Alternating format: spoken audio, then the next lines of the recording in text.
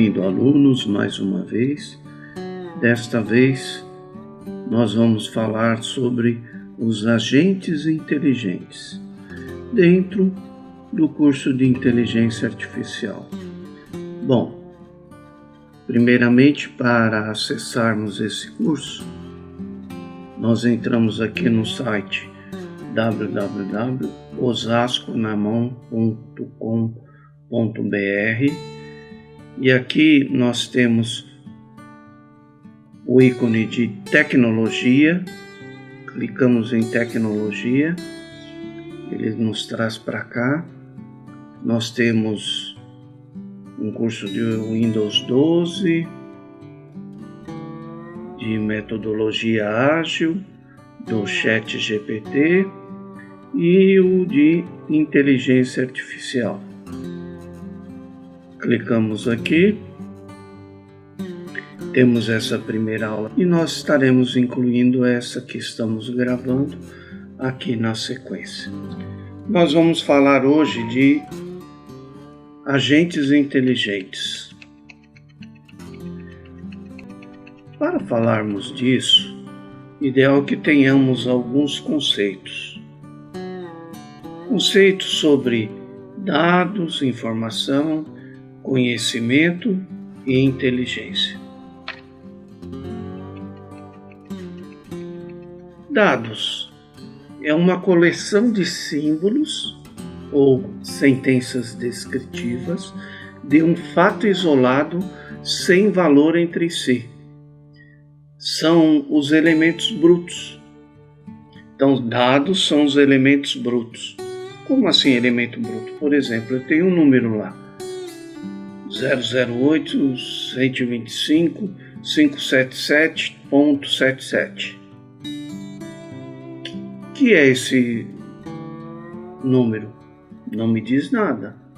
Mas se eu acrescentar um label lá dizendo que é um CPF, eu já tenho uma informação. Uma informação são um conjunto de dados de um contexto obtido através de um processamento, gerando informações organizadas, confiáveis ou não. Então, as informações geradas através dos dados, elas podem ser confiáveis ou não. Conhecimento é a integração de um conjunto de informações, entendendo e traduzindo-as. Então, conhecimento, eu tenho um CPF e aí dentro da minha empresa eu tenho as vendas. E nas vendas eu tenho o número do CPF. Eu posso fazer um levantamento de todas as compras que aquela pessoa fez através do CPF dela, porque eu tenho um CPF na venda. Então isso vai me trazer conhecimento. Inteligência é o gerenciamento do conhecimento para soluções de problemas para atingir um objetivo. No exemplo dado, eu tenho um objetivo de aumentar a minha venda. Então eu posso, através do conhecimento, verificar quais as compras que aquele cliente fez e sugerir para ele novas compras relacionados às últimas compras que ele efetuou. É um exemplo de inteligência, né? Bom, o agente. Nos agentes inteligentes, nós temos um ambiente onde ele está inserido, nós temos as percepções do nosso agente, que normalmente são feitas por sensores. Eu tenho a lógica e as regras daquele agente, eu tenho os atuadores e eu tenho as ações que refletem no ambiente. De uma maneira bem simples, isso que é um agente. Os agentes podem ser reativos, que reagem a um estímulo, ou cognitivos, que possuem uma base de conhecimento. Então, o meu agente pode ter uma base de conhecimento para tomar as ações. Perception. O que é o perception? Vocês estão vendo aqui que uma pessoa está dizendo que é 6, outra é 9. As percepções podem ter diversas origens, sensores ou até mesmo um outro agente. Então essas percepções dos agentes podem vir através de um sensor que recebe um estímulo que vai provocar uma ação no agente, ou pode vir de um outro agente. Aqui nós vamos falar um pouquinho sobre 4 categorias de definições da inteligência artificial. Primeiro, pensar como humano, pensar racionalmente, agir como humano e agir racionalmente. Mas aí alguém vai dizer, mas agir racionalmente não é agir como humano? Não, não é a mesma coisa. Por quê? Porque nem todo humano age racionalmente. Então é diferente. Os nossos agentes podem buscar pensar como humanos, ou pensar racionalmente, ou agir como humanos, ou agir racionalmente.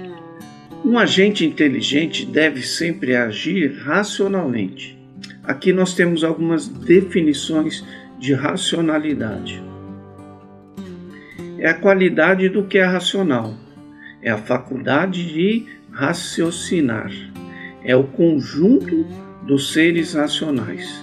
E a última, a que mais cabe para o nosso caso aqui, é a obtenção do maior proveito possível com a menor quantidade de custos e esforços. Nós falamos da linguagem natural, da linguagem de processamento. Não confundir com a linguagem natural que trabalha com a Adabas, que é lá daquela empresa G. Não, é outra, não é a natural, é a linguagem natural. A linguagem natural é o meio de comunicação mais expressivo do ser humano e do senso comum, transporta informações, emoções e chama atenção, mas tem uma estrutura complexa, ambígua e subjetiva, não apropriada para o conhecimento filosófico, científico e empresarial. Ambígua é que tem várias interpretações, né? Então essa é a linguagem natural. Vamos falar um pouquinho dos fundamentos da inteligência artificial. Então, o que nós podemos trazer para a inteligência artificial? Da filosofia, por exemplo, regras formais, como a mente surge da matéria, de onde vem o conhecimento e etc. Da matemática, o que pode ser computado, quais as regras formais são válidas. Da economia, como tomar decisões para maximizar o retorno. Da neurociência, como o cérebro processa a informação. Da psicologia, como os humanos e animais pensam e agem. Da engenharia da computação, podemos construir um computador eficiente? Da teoria do controle, como artefatos podem operar sobre o próprio controle? Da linguística, como a linguagem pode se relacionar com o pensamento? Nós falamos também um pouquinho de algoritmo, né? Os algoritmos que são usados para desenvolvimento dos nossos agentes. Então, na matemática, algoritmo é a sequência finita de regras, raciocínios ou operações que aplica a um número finito de dados, permite solucionar classes semelhantes de problemas. Isso na matemática. Na informática, conjunto de regras e procedimentos lógicos perfeitamente definidos que levam à solução de um problema em um número finito de etapas.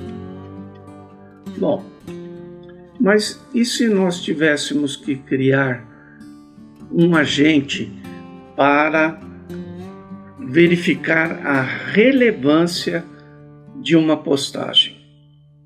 Essa postagem foi feita no Instagram.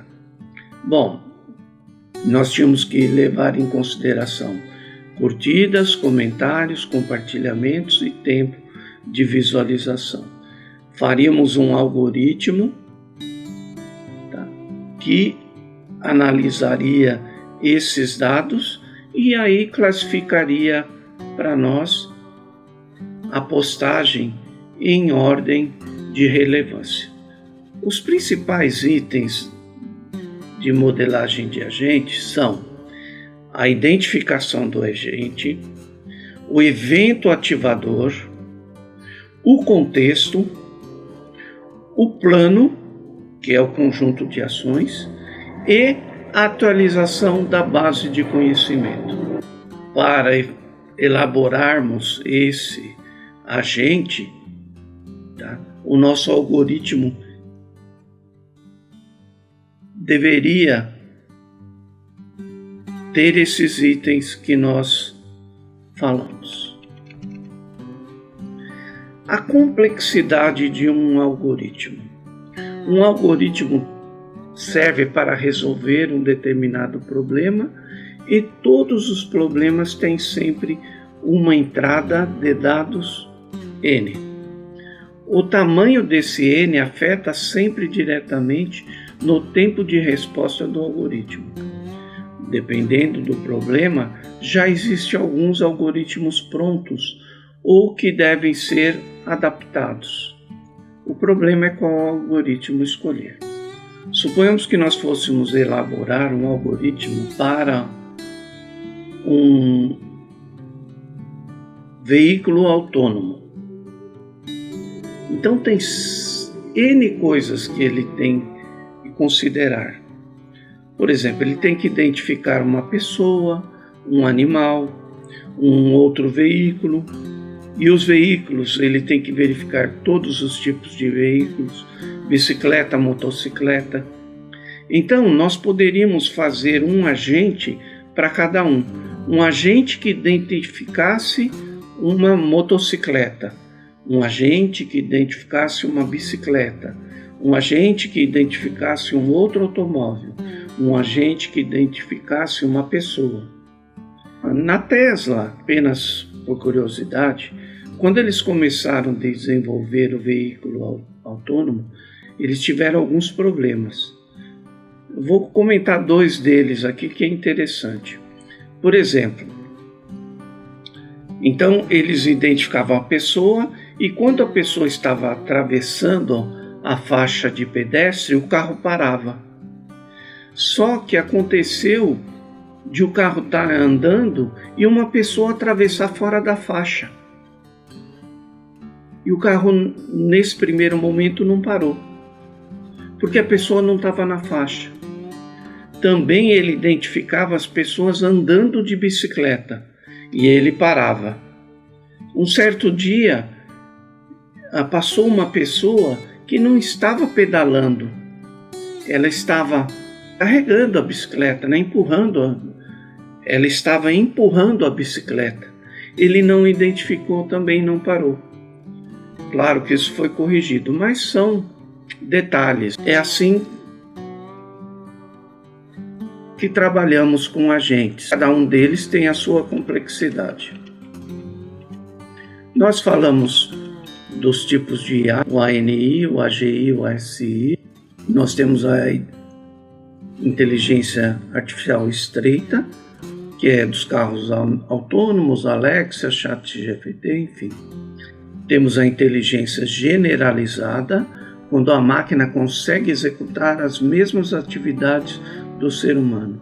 E temos a superinteligência, quando a máquina consegue ter uma inteligência superior à inteligência média do ser humano. Nós falamos um pouquinho também de machine learning. no contexto dos agentes, né, ele está dentro desse machine learning. Aonde? Ele está aqui no tipo de machine learning de reforço.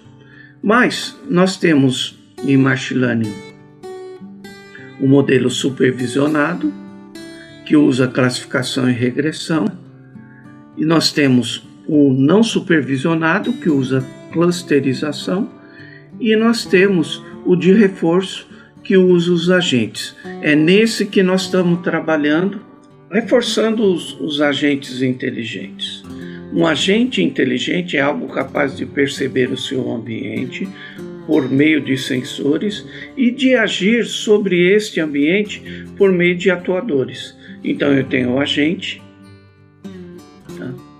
Eu tenho o ambiente que gera as percepções para o meu agente, que trata essas percepções e através dos atuadores eles têm uma ação que vão afetar o meu ambiente, mostrando isso de uma outra forma. Tenho o agente inteligente, tenho as ações, tenho a percepção, tenho a comunicação, eu tenho a representação do conhecimento, o raciocínio, o planejamento.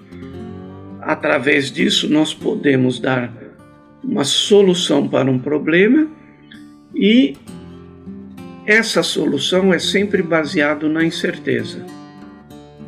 Por quê? Porque, como nós demos os exemplos lá do carro autônomo, ele pode tomar uma atitude que não seja correta. Ele não vai acertar 100% do tempo. Mas, quando ele erra, ele pode pegar esse erro como um aprendizado de máquina, para que ele não erre mais, como foi feito no caso dos carros da Tesla, né? Bom, agentes reativos podem desenvolver inteligência a partir de interação com seu ambiente, não necessita modelo pré-estabelecido. São eles: agentes reativos simples, que responde à percepção, interpreta a entrada e verifica a regra correspondente e age. Também pode ser um agente reativo baseado em modelo. Mantém o estado interno para aspectos não percebidos. Estado interno modela o mundo. Pode utilizar percepções passando para a base em decisões. Agentes cognitivos. Complexo, com mecanismo de tomada de decisões avançados. Interação sofisticadas e com um objetivo fortemente estabelecido. Então, o cognitivo é que vai aprendendo, né? Tá aí o aprendizado de máquina. Baseado em objetivos. Procuram atingir alvos, mais flexível que reativos. E agentes baseados em utilidade. Tentam maximizar suas expectativas, pondera probabilidade de sucesso em relação à importância do objetivo. Então, a diferença entre os baseados em objetivo e utilidade é que o baseado em objetivo ele procura atingir o seu objetivo de qualquer forma. E o em utilidade ele faz ponderações referente ao seu objetivo. Vamos falar um pouquinho mais dos agentes. Agente reativo simples. Componentes do agente reativo reflectivo simples. Elementos da arquitetura do agente. Ambiente, sensores, onde tem as percepções, regras, condições e ações reativas. Exemplos de agente reativo: aquele aspirador de pó, o automóvel autônomo. Ele somente trata o que está contemplado nas condições e regras. O que tiver fora disso, ele não trata. Agentes reativos baseados em modelo. Os elementos da arquitetura do agente são ambiente, sensores, regras, condições reativas e ações repetitivas, utilizando o histórico e um modelo de tomada de decisões. Mantém o estado interno para aspectos não percebidos. Exemplo: esse modelo do agente, ele leva em conta o seguinte: quais as propriedades do ambiente, como o ambiente evolui, como interpretar as percepções, quais as consequências das ações, como medir o sucesso das ações, como avaliar seu próprio conhecimento, como aprender novas tarefas, como interagir com outros agentes, como tratar fatos ocorridos e suas consequências. Quando nós modelamos agentes por itens, facilita a criação. Por quê? Porque ele trata algo específico. Fica mais simples, né? Agentes reativos baseados em objetivos. Elementos da arquitetura. Nós temos o ambiente, temos sensores, temos as regras e condições reativas e ações repetitivas mais próximas do seu objetivo. Essas ações têm um objetivo específico. Toda ação é baseada no objetivo, ela procura atingir o objetivo. Agentes baseados na utilidade. Os elementos da arquitetura: agentes, sensores de percepções, regras, condições reativas e ações repetitivas maximizam o objetivo, ponderando a probabilidade de sucesso. Então, neste modelo, ele faz ponderações. Tá? Um exemplo, instamina. Trata fatos ocorridos e as suas consequências. Tá? Bem, nós temos também sistemas multiagentes, que são um conjunto de agentes que interagem uns com os outros para alcançar os seus objetivos. São esses agentes que nós falamos interagindo entre si. Aqui temos um exemplo do multi-agente. Bom, e para encerrarmos aqui, nós sugerimos que você dê uma estudada, dê uma pesquisada sobre a análise heurística, que vai nos trazer um certo conhecimento. Sobre agentes, o que nós tínhamos para falar hoje era isso. Gostaríamos apenas de lembrá-los que não existem soluções simples para problemas complexos. Até a próxima, então, alunos.